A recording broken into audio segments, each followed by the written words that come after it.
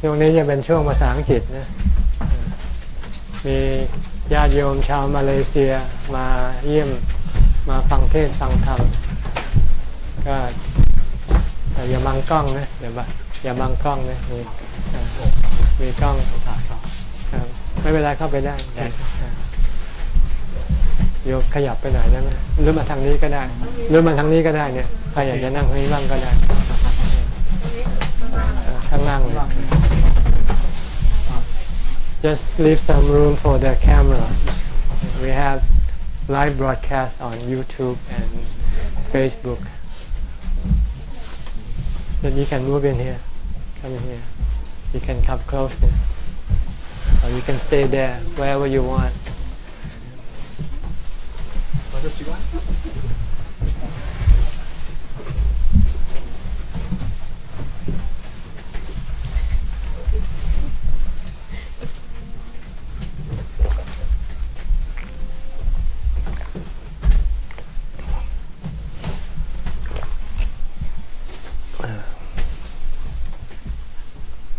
It is Thai custom not to sit cross-legged when you listen to Dhamma talk.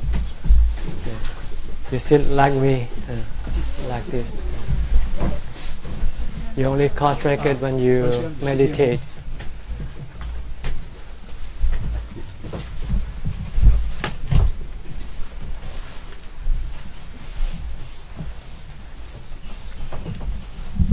Okay. How many of you are here today? 12. What is your itinerary?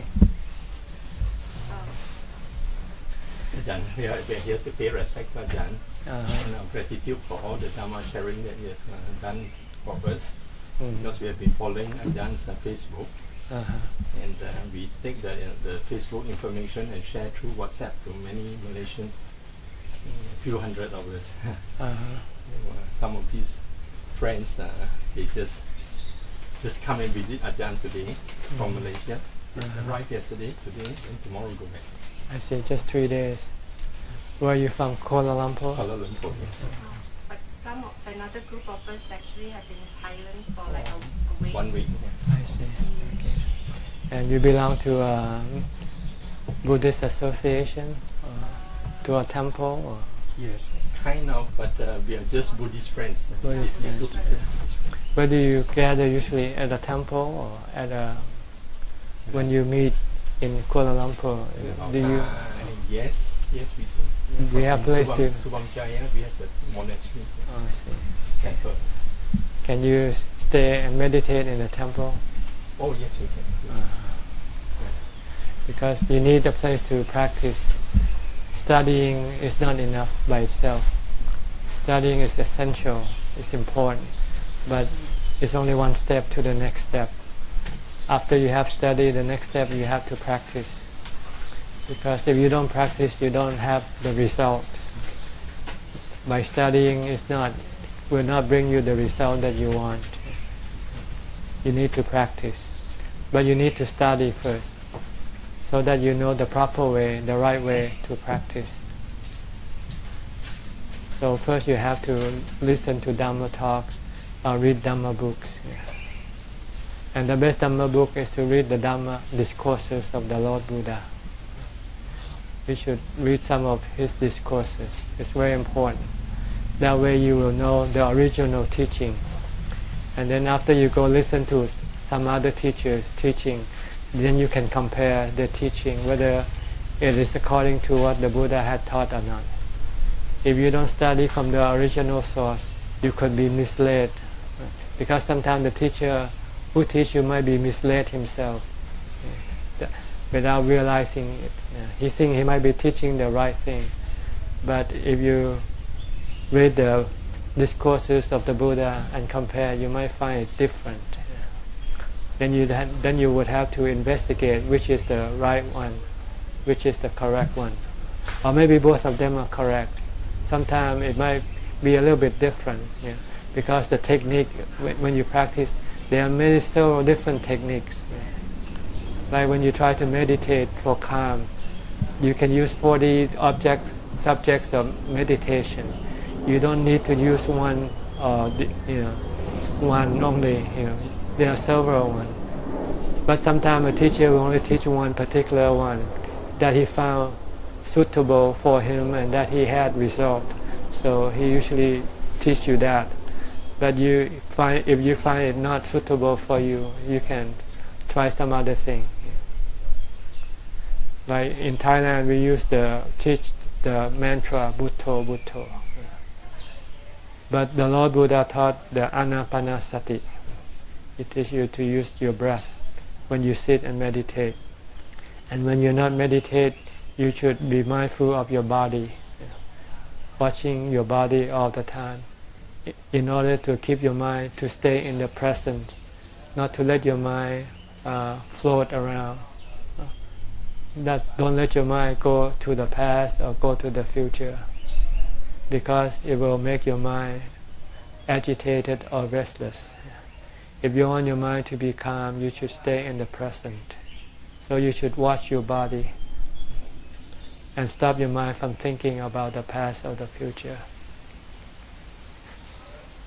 Then when you meditate, you will have the mindfulness to concentrate on your breath.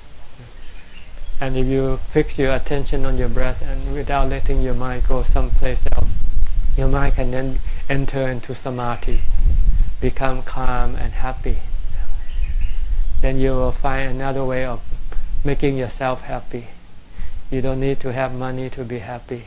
You don't need to be rich and famous to be happy. You don't have to be big to be happy. You can be nobody and be happy. And it's the best form of happiness because you can have it all the time. But if you rely on your wealth to make you happy, when you lose your wealth, then you become sad. So it's better to have this kind of happiness, the happiness that arises from your meditation practice. But you have to study first the proper way, the right way of practice. And once you have found, once you have studied, once you have learned, then the next step is to practice. That's why I say you have to have a place to go to practice, because it's not easy to practice at home unless you live alone. If you live with other people, there will be so many distractions, and you will not be able to concentrate on staying in the present, watching your body, because somebody else will come and talk to you, somebody will turn on the television, somebody will be eating, and all this will distract your mind. And so you will find it very difficult to meditate. But if you go live in a monastery where you have a place by yourself, then there will be no distraction. Then you can concentrate on your mindfulness. And when you meditate, then you can calm your mind, bring your mind into samadhi. And then you will be happy living alone. Then eventually you want to leave the house and go and stay in a monastery instead, because it's better. But right now you still rely on the happiness in the house, so you cannot leave your house, your home, because you still need to have television, you need to have a refrigerator, you have to have your favorite drinks, your mahjong or your your iPhone, and so forth. You have to leave everything, because they are distractions. They are not real happiness. They distract your mind so that you don't think about things that make you sad and unhappy. But it's better to stop your mind from thinking by meditating. When you don't think about anything, then your mind will have no emotion, no feeling, especially bad feelings. Then your mind will be calm and peaceful and happy. Then you will know that the way to make yourself happy is to keep your mind calm, to stop thinking. If you want to think, you can think in a way that will make your mind happy also. Think according to the way the Buddha teaches us to think. Think of the truth of life, like anicca, dukkha, anatta. Everything is anicca, dukkha, anatta. then you understand the truth, then you can let go of the truth. You don't cling to things, because everything that you cling to will make you unhappy one day, because the thing that you cling to will disappear, will part from you, or you will have to part from them. This is the practice that you will be able to do if you are by yourself. If you are if you are mingling with other people, there will be other things for you to think about. Where to go to for holiday, where to go for the weekend, what to do tonight, what to do. This is all the things that you'll be thinking about. Then you'll forget about the truth. And when one day you come face to face with the truth, you don't know how to face them, to handle them. Only thing you can do is feel sad, feel miserable. Nowadays people use suicide as a way of solving their problem. When they come face to face with truth, face the truth of the body, when the body eventually becomes useless, then what do you do with the body? You just kill it, to solve the problem. That's not the way of solving the problem. Because by killing yourself, nobody wants to die, So when you do this, you make yourself very miserable, not happy. But your delusion makes you think, well, once you die, then you'll be happy, because all your misery will disappear. But it doesn't. Your misery is in your mind, not in your body. And it's caused by your desire to use the body. Once you cannot use the body, then you become miserable. So you think of getting rid of your body. It will make you no longer miserable. But you will still be miserable, because you still want to have a new body. So you come back and reborn and have a new body. And then you'll come face the same problem again. So you will end up in this vicious cycle of birth, aging, sickness, and death. And death by suicide, not by natural causes. If you run into problem, if you're lucky, you might not run into a problem with your body. You might not run into a problem with your money or wealth. Then you might not have to commit suicide in that life. But any time when you run into a problem which you cannot solve, then the only way you think of solving it is by killing yourself. This is because you don't know the proper way of dealing with your problem. The proper way is to calm your mind, make your mind happy. Once you're happy, then you don't need to kill the body. You can leave the body alone. The body is not the culprit. The culprit is your mind, your desire in your mind, your desire to use the body to make you happy. Once you cannot use the body to make you happy, then you want to get rid of it. So it's very important to learn to meditate, to calm your mind, to make your mind happy without having to rely on your body. Because in the future you will not be able to rely on your body. Now you have the time. Don't let it be too late. Don't let it come to the point where the body become useless and you still cannot calm your mind. Calm your mind now before your body become useless. So when you know how to calm your mind, when your body becomes useless, you just calm your mind, and your mind will be happy without having to rely on the body to make you happy. Okay, you got any question?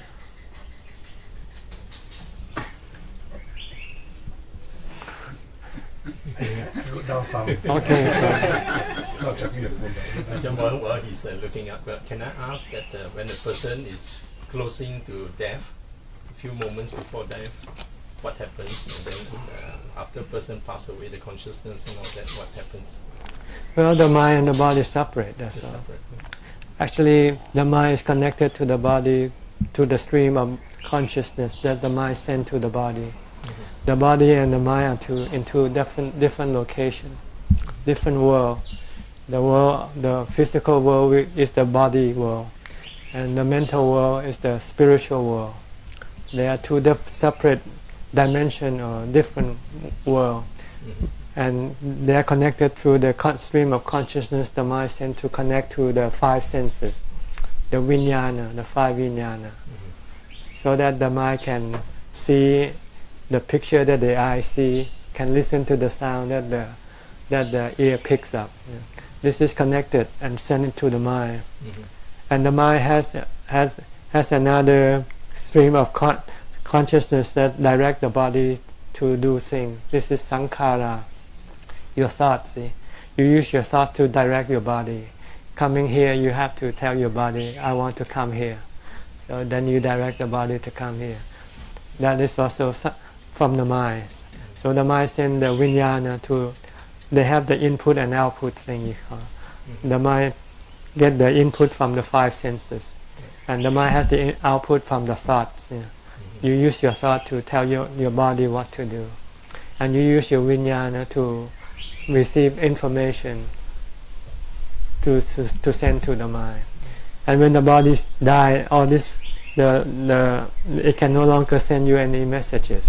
Just like your television, when the television doesn't work, you don't need no picture anymore, so you don't see anything. But the mind is still the same, nothing. There's no change in the mind. There's only a disconnection of the mind from the body. But since the mind still has desire for using the body to do what it used to do, then it will go look for a new body. Once it has found the body, then it will then connect to that body at the time of conception, when the father and mother come together, and then when the egg start to develop, then the consciousness will come and connect to that new body. And then when it's born, then you use the new body again. So when you die, it's like you go to sleep, and when you're born, it's like you're waking up. See?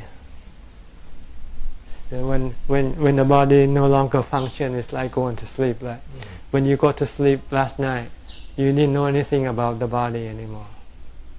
And when you wake up, you come back to the body. It's the same way that at death you go to sleep with the old body, but when you wake up with a new body. Birth, see? But you're still the same person. You still have the same characteristic, personality. Everything that you have in this life will be preserved in your next life. Yeah. So is this from movement from the old body to a new body immediate, or is there? There's a gap, I think, because you might have to go and be directed by your karma. Your karma, good or bad karma, will send your mind into different stages of feeling, like dreaming. Like I said, the time between death and a new birth is like the time when you go to sleep. So there's a gap. Yeah, when you sleep, you can have good dreams or you can have bad dreams. Right. If you had a lot of good karma, then you have a lot of good dreams. If you have bad karma, then you have bad dreams. Yeah. Bad dreams we call hell. Good dreams we call heaven. It's not a place. It's just the state of the mind. Why it doesn't have the body. It then becomes heavenly or being hellish. Depends on the karma. If you commit a lot of bad karma, you have bad dreams. Yeah. If you do a lot of good karma, you have good dreams. And then when your dream expires, then when you have the ability to connect to a new body, then you have rebirth. So Ajahn, the new rebirth, the rebirth, is there a way to inherit all the knowledge or whatever skill that you have acquired from the previous? Some you retain, some you don't. If it's memory, you don't. Like the languages, the places that you have been, you will probably forget. But what you do with yourself all the time, you don't forget. If you're right-handed, you will be right-handed. If you're left-handed, you'll be left-handed. If you are gifted musically, you'll be gifted musically. If you are gifted scientifically, you'll be gifted scientifically. This is in your mind. This is not something that you will. If anything that is habitual, it will stay with you. If it's anything memory, it can disappear. Like what you eat yesterday, you already forgot today, right? Something like that. You sometimes even what you did just an hour ago, you already forgot. But how you did it, you don't forget because it's habitual. What you like, what you dislike, go with you. If you used to go to a monastery when you were reborn and you found a new monastery, you want to go to a monastery. If you used to go to nightclubs, then you want to go to nightclubs. So, Ajahn, it is a latent tendency that we carry forward to our next existence. Your character, your personality, your habit go with you. Your kilesa and your Dhamma go with you. If you have samadhi, it will go with you. If you have sila, it will go with you. If you have dana, it will go with you. If you have lopa, moha, dosa, it go with you. If you don't have it, then it don't go with you. Like the Buddha had no lopa, dosa, moha, no kilesa. So he doesn't go and have a new body. Because there's nothing to direct his mind to go seek a new body. He doesn't want a new body anymore. So he still exists without the body, that's all. The Buddha right now still exists. All the teachers that died, they still exist, but they don't have a new birth anymore, that's all. Because they see birth as suffering. They see birth as like walking into a bonfire, a burning house, This body is like a burning house, waiting to burn. Right now it's still okay, or like a volcano, waiting to erupt. If you know it's a volcano, it's gonna erupt, you're gonna go to that volcano. You want to stay as far away from it as possible. That's the mind of the Buddha and all the noble disciples. They see that birth is like an erupting volcano. They don't want to go near it. That's all, but they still exist. And they exist like in a dream, maybe. They don't need to have a body, but they can still dream. They can still have, have supreme happiness. Nibbana is the supreme happiness. So they don't need to have the body to make them happy. They have the ability to calm the mind to make them happy. Ajahn, so if we practice samadhi or we learn about the Dhamma in this life, that can be carried forward to... If it's memory, you will lose it. But if it's practical, if you want, like if you could kill the kilesa, then that will go with you. But you just remember that the kilesa is bad, but you haven't killed it yet, then it won't go with you. You have things that you achieve from practice will go with you, or things that become habit will go with you. What about those who are bad karma and born a lower form of life? It's not like consciousness is joined to connect. Connect with the body of the animals. Instead of human body, it only has the ability to connect to the animal body, connect to the insects, to ants, to butterfly, to birds, but it cannot connect to the human body. Ajahn. Until it expires the bad karma first. When the bad karma expires, then it will be able to connect to the human body. Ajahn, the question is also related to this topic. It's also in one of the books that you mentioned that the mind here, is it permanent or not permanent? Yeah, it doesn't. The mind of the Buddha is still here. What is impermanent is what happened inside the mind. See, Okay. sometimes they use the same word to mean two different things. The mind itself is permanent; it cannot be destroyed. But the things that inside the mind, like the four namakhandas, they rise and cease. They're like lights in the fire. You know the what you call fire Firefly. When they fly, they have these beeping lights on and off, but the fire doesn't disappear. See, it's the light that come and go, rise and cease. It's the same way with the emotion, the feelings inside the mind comes and go. Sometimes you have good feeling, bad feeling. Sometimes the mind is restless. Sometimes the mind is calm. So these are impermanent, but not the mind itself. The mind never cannot be destroyed. Let's put it that way. For a practice of a noble person, right? He has done good deeds and things like, and at the death, they say the last thought moment is actually important. If the last thought moment is bad, what happens to all the other good deeds which the being has? No, the last thought moment is the product of all the karmas that you did up to your last moment. You should just go at that last moment and just click on the good or bad karma. It is like you are at the end of the year, you run a company, you do your accounting.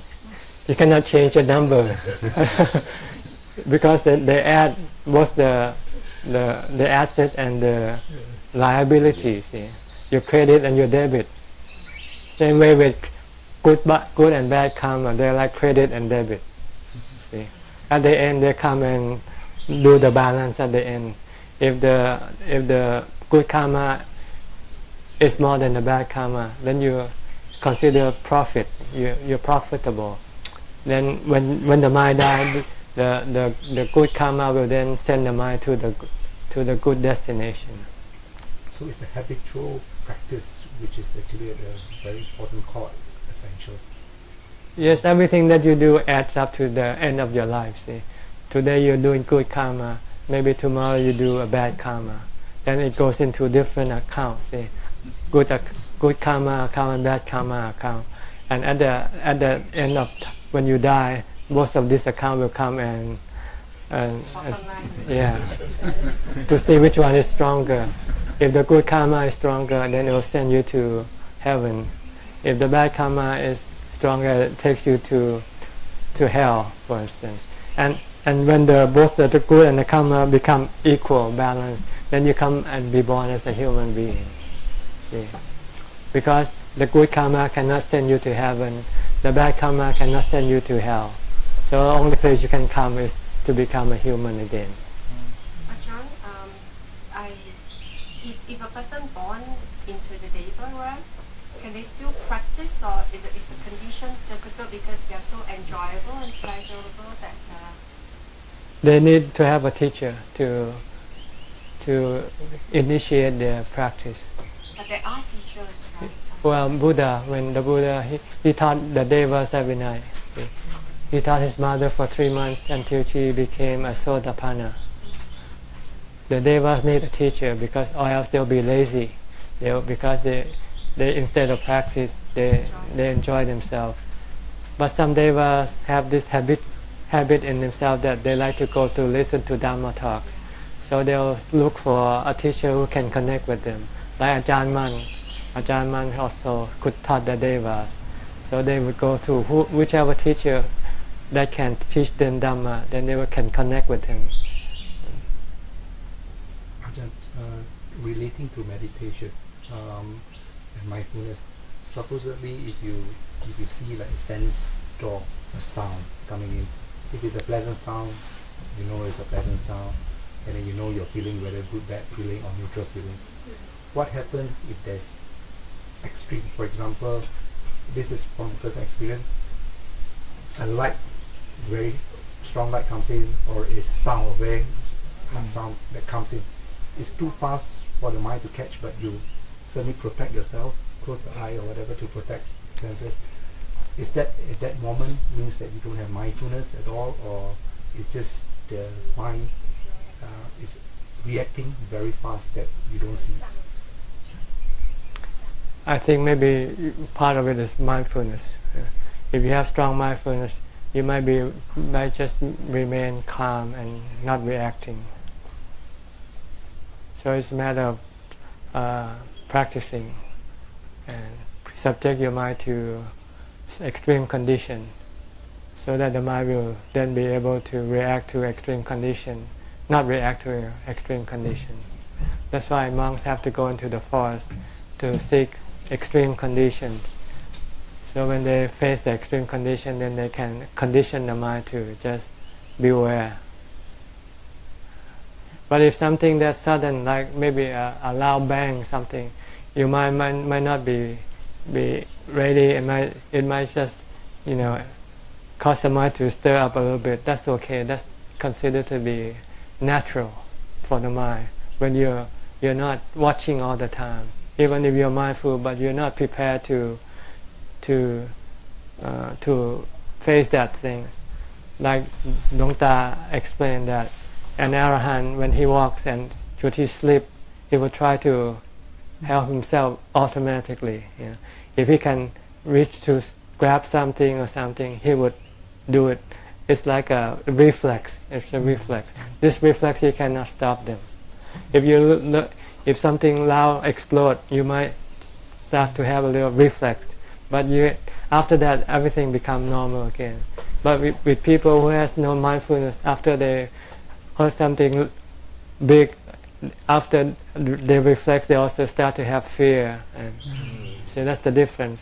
With an arahant, he won't have any reaction after the reflex, but the reflex is natural. Like he said, if you walk on the path, and you suddenly saw a branch, but you thought it was a snake, and you were about to step on that branch, you would then jump, because you think it's a snake. See, so that's a natural reflex. Okay, and answer your questions. Just now Ajahn said about the mind being permanent. What happens when the mind ceases? In the practice, when the mind ceases.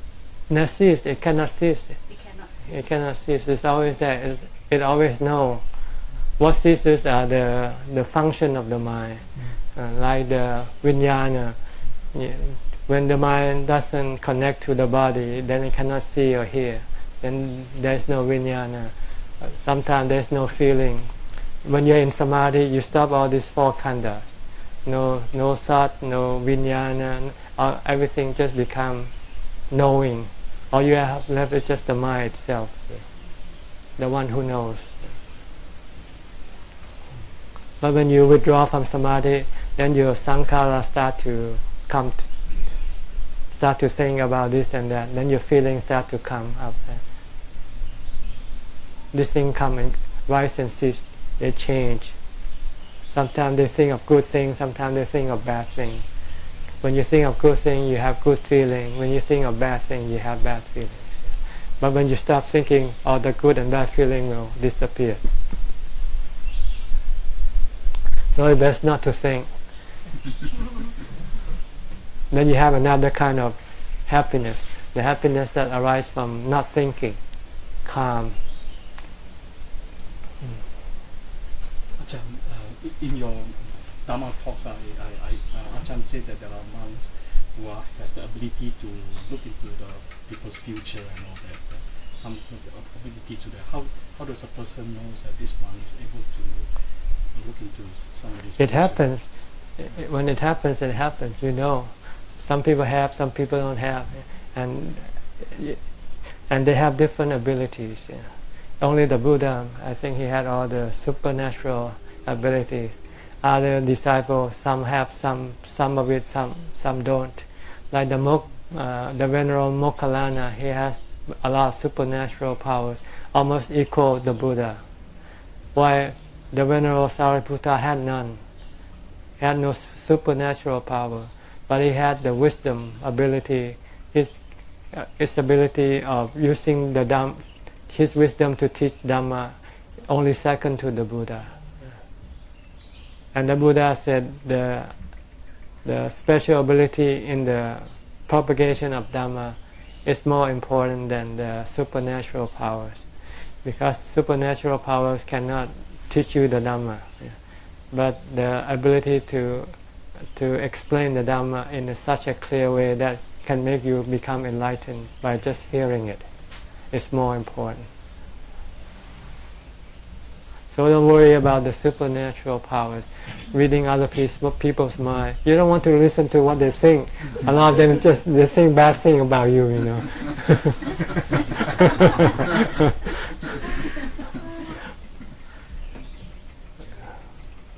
Ajahn, can we ask something about can you share something about emptiness? Emptiness is when the mind stops functioning, see? When the namakanda stops. This is one form of, when you're in samadhi, you're in emptiness. There's no feeling, no sankhara, nothing. Everything stops. This is a temporary emptiness. You know. Another kind of emptiness is permanent emptiness. The emptiness when you get rid of all your defilements. Your sankhara, everything still works, but it doesn't create any emotions or anything. The mind will still be empty of all emotion. This is the permanent kind of emptiness. The Arahant, the Buddha have this emptiness. They still think. Yeah. They use the thought to teach Dhamma. They still hear things, but they have no emotion towards what they receive, what they see or they hear. They just merely know. Because they have got rid of the one that caused the reaction, which is the defilements. If you still have defilements, when you see or hear things, you start to have like or dislike. Then you start to have desire for them, or desire to have them, or desire to get rid of them. But if you get rid of all this desire, then your mind will be empty of any reaction. That's what it means by emptiness. But the khandha is still there. You still think, the Buddha still think, he still feel and everything, but he has no defilements to cause his mind to become attached to whatever he sees or hears, or react to whatever he sees or hears, or whatever he feels. That's why the Buddha taught the man who asked him when he was on the alms round. This man asked, "Can you teach me Dhamma?" You know, the Buddha said, "This is not the time. I don't have much time to talk." He said, "Just give me a brief talk, you know, just 1 or 2 words." So the Buddha told him, "Whatever you see, just see. Whatever you hear, just hear." And he understood. And then he asked the Buddha to go and prepare to himself to become a monk. And on the way back, I think he was hit by a bull or something and died. And somebody told the Buddha, and the Buddha said, cremate him and then erect a jedi, a pagoda, and to contain his relics in there. That means the Buddha has known that this man has become enlightened already. Just like that. Yeah, he could understand. He could probably see his mind already, but he just don't know how to control his mind until the Buddha told him how to control it. Yeah. Just leave it alone. Leave everything alone. Don't react. You know, that's what he's trying to say. But we don't. Every time we see things, we react. We think, "Oh, this is good, this is bad," so forth, and then we react to what we think. See? We're not reacting to the thing we see. We're reacting to what we think.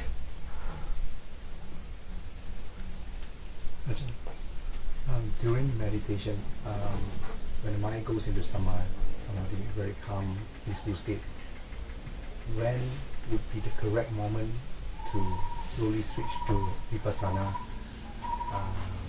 When you come out, when you start to think, when you stop thinking, don't start thinking, because then you will disrupt the samadhi. See? You want to keep the mind calm as long as possible. It's like you putting the water bottle inside the refrigerator.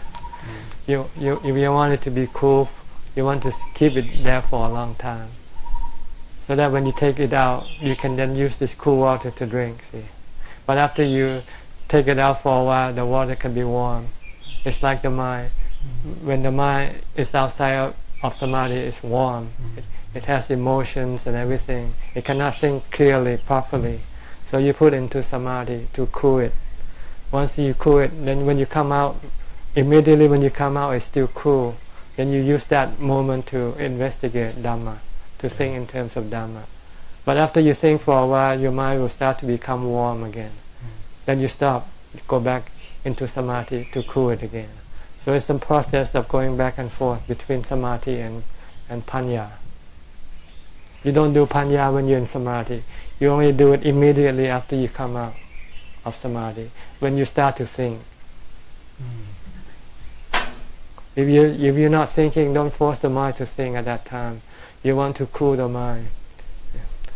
Let the mind stay cool, not thinking for as long as possible, until it becomes cannot stay in that state anymore. Then will start to come out and start to think. Then instead of letting it think in the way of the defilements, bring it to think in the way of Dhamma. Force it to think of Dhamma.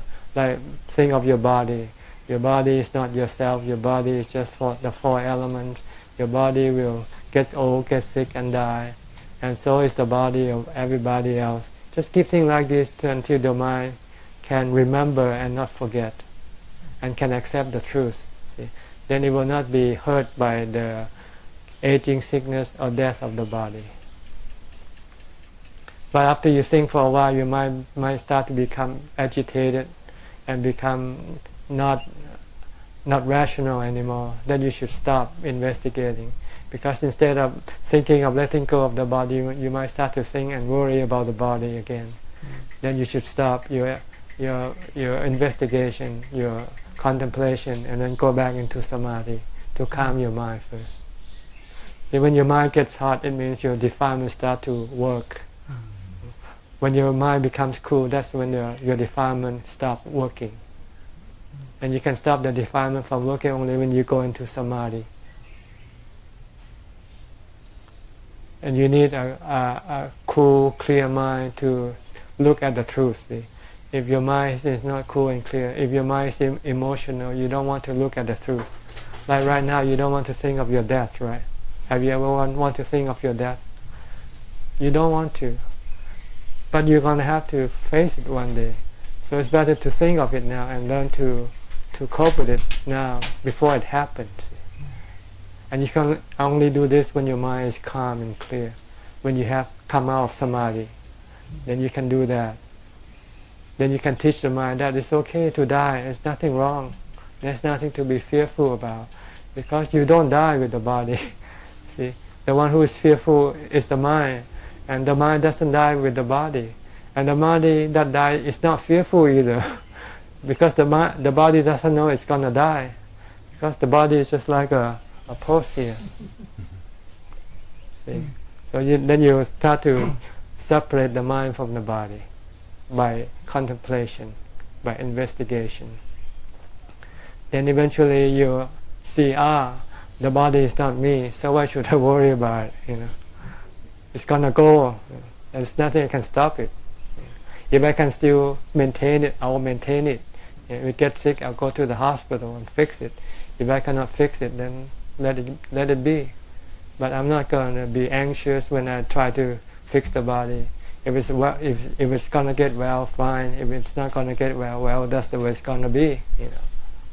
But the mind is not the one who gets sick, so why should the mind worry? When the body who gets sick is not worry. This is delusion, that makes the mind becomes thinking that it is the body. You have to do this after you come out of samadhi, when your mind is clear and calm. But when your mind starts to be cloudy, then you cannot do it. Then you have to come into samadhi to clear it again. So the process of vipassana and samatha goes back and forth. They support each other, let's put it that way. Samadhi will support the contemplation. And the contemplation, when you see the truth, it will make the mind become calm. Easier to enter into samadhi. Because there are less resistance. Because the defilement will be gradually eliminated. The more the kilesa, the defilements are eliminated, the easier for you to enter into samadhi. So both support each other, like the right and left foot, they support each other. When you walk, you have to use one foot to step on, to stand, and the other to push forward. Then then you use the other one to move forward. See? It's the same way. Samadhi and Panya goes hand in hand until the end, until you finish your work, until you, like your feet, you use both feet to get to your destination. You cannot use one foot alone. If you're one-legged, then you have to skip, right? If you only have Samadhi, you cannot move forward. If you have Vipassana, you cannot use it because your mind is not clear and calm. You don't see the truth. You cannot see the truth. So you need both to help each other. Ajahn, we are aware of our mind. I mean, the mind is aware of the body sensations. But is there a thing such as a mind being aware of the mind? Yes, when there is no sensation, then all that is left is the mind. See, that's when you see the one who knows. When you're into full samadhi, then all the sensation disappear, and all that is left is just the mind, the one who knows. It's like a television. When you turn on the television, you don't see the screen, right? You see the picture on the screen. But when you turn off the television, what do you see? You see the screen. See, right now your mind is being blocked by your feelings, your thoughts. You only see your feeling and your thoughts. See? You don't see the one who knows, the knower. But when you stop thinking, stop your feeling, then you see the mind, the one who knows. So you have to practice samadhi. When you enter into samadhi, when all your feeling and your thoughts stop, then what remains is just the mind, the one who knows, the knower. With regards also to the meditation, in the breath, at the moment of the change of the inhalation and exhalation, right? You don't have to go into that detail. Okay. Just know it comes in and go out, so that your mind don't go think. You don't want to think about your breath. You just want to watch your breath. What I wanted to ask is the feeling of like dying sometimes appear, like birth, rebirth. Okay, just beware. That's all. Don't initiate any thoughts about it. Don't ponder. Don't consider. Just watch. Just to know. It goes in. It comes out. It goes in. It comes out. And if there's no breath, just know there's no breath. As long as there is knowing, you're not gonna die. Don't worry. Because when you sit, the more the mind become calm, the more subtle will the breath be, until you might not be able to observe it. Just make the knowing that this is just the way it is. Don't get excited. Don't get worried about losing your breath. You're not gonna die. Because the mind has become so subtle, the breath has become so subtle that you cannot feel it, that's all. It's still there. Just keep watching. If you don't get excited from that, then your mind will then can enter into samadhi. It's just about reaching the destination already. But when you get excited or you get worried, then you pull it back. See? Just leave it alone. Leave the breath alone. Don't worry about it. Just watch. Just like from the start, just watch your breath. Whether it's coarse or subtle, whether it's short or long. Just know, don't control your breath. Leave it alone. You're there just to watch. So that you cannot, when you're watching your breath, then you cannot think about other things. See? That's the purpose of watching the breath, to stop your mind from thinking about other things. Because if you think, your mind will never be calm. But if you don't think and you're only watching, then your mind will steadily become calmer and calmer. Then eventually it might just drop into the final resting place. Just watch, okay?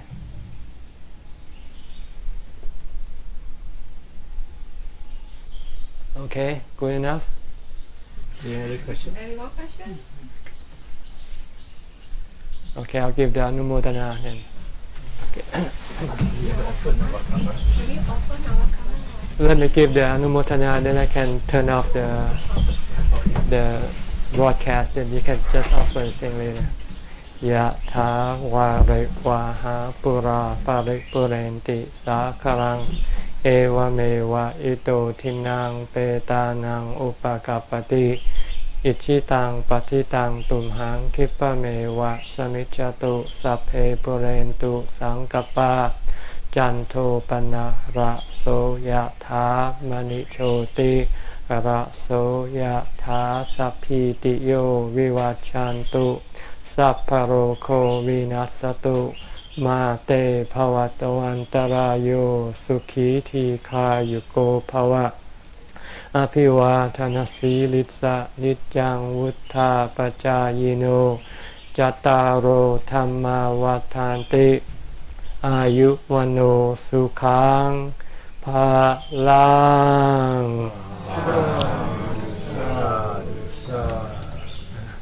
อันนู้นปิดได้แล้วนะ